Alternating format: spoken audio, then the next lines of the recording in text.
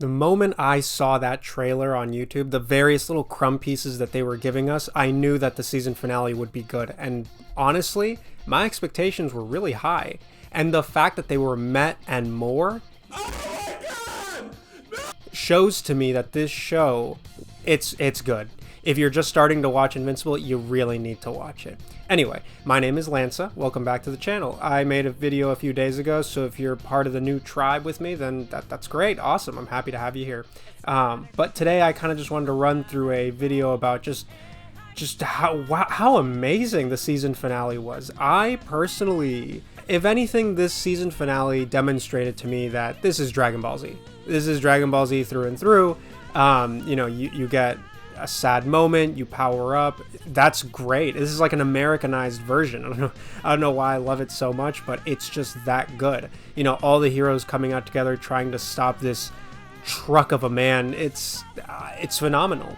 And I think the first thing that I really want to mention was Oliver's presence in the final fight. You know, it's like, I know this is a weird way to start, you know, my season 3 finale, like recap almost, but man, I don't know why I laughed so hard when Conquest just smacked the fuck out of Oliver into the ground. It was great. You know, I mean, I wasn't expecting Oliver to change the fight, to be perfectly honest with you. I don't think he was going to change the tide of the battle. It's just more so the fact that he was able to distract Conquest for a bit, and then, you know. I guess one could say I overestimated Oliver after seeing him completely rip to shreds the Mauler twins. I was pretty sure he could take anything, and maybe even be on par with a variant Invincible. You know, and then this season 3 finale happened, and I was reminded that he's just a kid. He was about to get split in half. You know, his visceral reaction, the pain, the voice acting of him crying, it was just so intense to me. He was getting turned into like goddamn spaghetti, you know. I'm happy he joined the fight, but, you know, I just didn't think he'd get disrespected that hard. So, you know, Oliver, kudos to you. Gold star for the day, but, oh geez. I think that was so cruel. Conquest knocked out all of his baby teeth. And then Eve.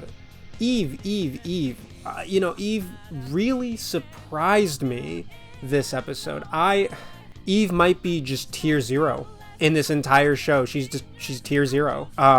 You know, one thing I kind of rolled my eyes at during the finale was that, you know, when Eve is now having like her brief rundown with Mark, she says, you know, I have these mental blockers that restrict me from manipulating matter, and that they can only be unlocked during traumatic moments. And I'm like, okay, fine, like I'll take that as it is. But to me, she's like practically immortal. You know, she got a kill shot. That's a kill shot. Who survives that? Just not a fist, just like a slash through the stomach. I'm super curious to see how she grows as a character and how much more stronger she's going to become. Because frankly, I'm just in shock at how she was able to not only handle Conquest for, you know, a good minute. She got him. She surprised him with some of her moves. Love Eve.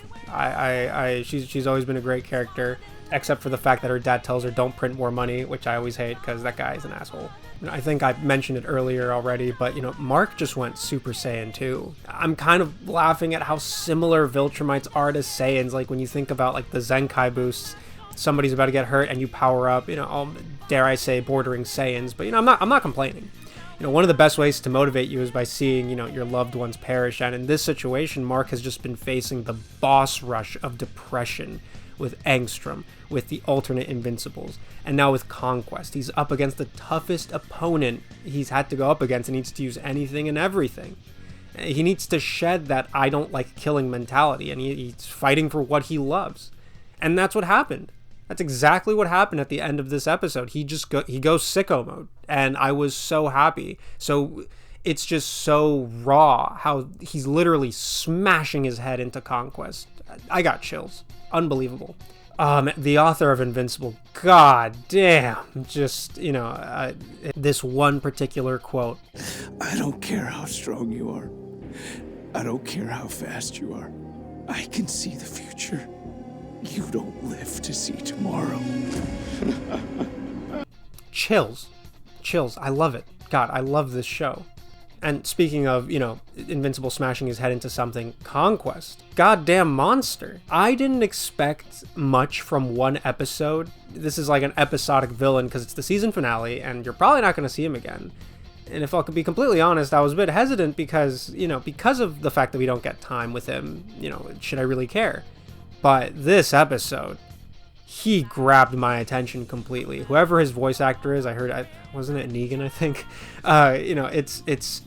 It's bone-chilling.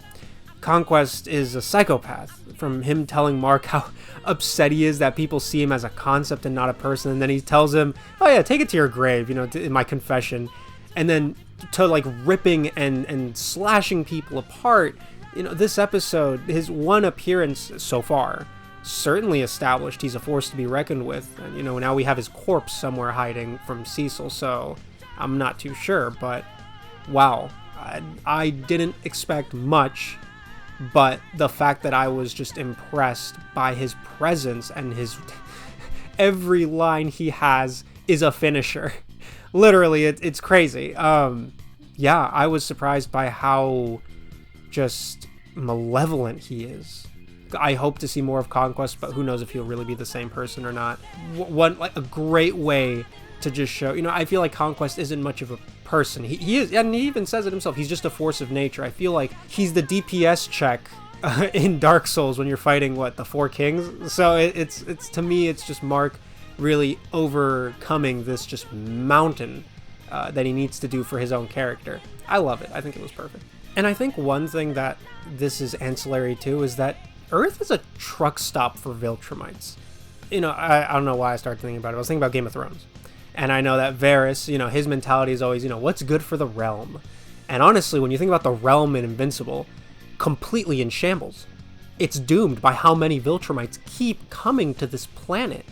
And they just keep causing chaos. Like, this latest season finale fight, we don't even know the kill count, but you could definitely tell the collateral. There were people falling from buildings because of the fight between Conquest and Invincible. To top it off, this is after the Invincible War invasion Havoc.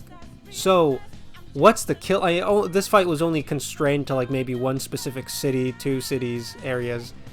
But, to me, it's just insane that quite possibly in the future, we're going to get more and more visitors with evil intentions coming to Earth. What do? Cecil can only do so much with, those zombie Invincibles, but, we never know. One more thing in terms of my major points for the season finale is, identity theft is not a joke, Rex. Rudy Robot now naming himself to Rex after Rex's death.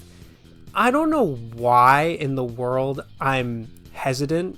I'm looking at it suspiciously and I don't know why. I guess to me it's just something about, Rudy completely taking over Rex's physical identity, but now he also wants to take his namesake too. The original purpose of him wanting a younger body is because he just wanted the younger body of an attractive person. But now it just feels like it's going to cause more problems to be named Rex because, you look like him, you sound like him. Of course, the nuance in the voice is different, but, you're just a Rex clone. I don't know if that's really a healthy thing for people to look at while they're walking around. This is literally a lot of people's, first, and now, you're just walking around.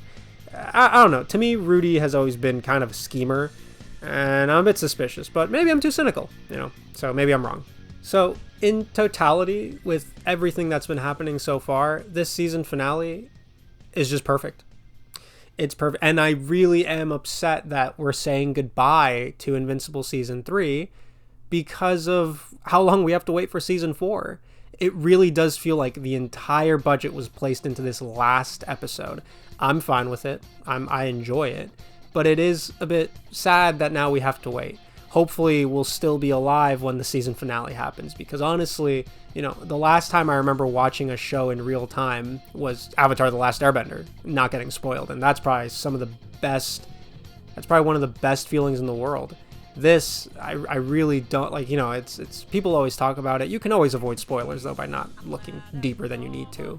But I really hope to see more of this show. I don't know if we'll get it anytime soon. I don't think so. We'll probably have to wait a year and a half or something. I'm forgetting how long it was between season 2 and season 3, but you know, it's there.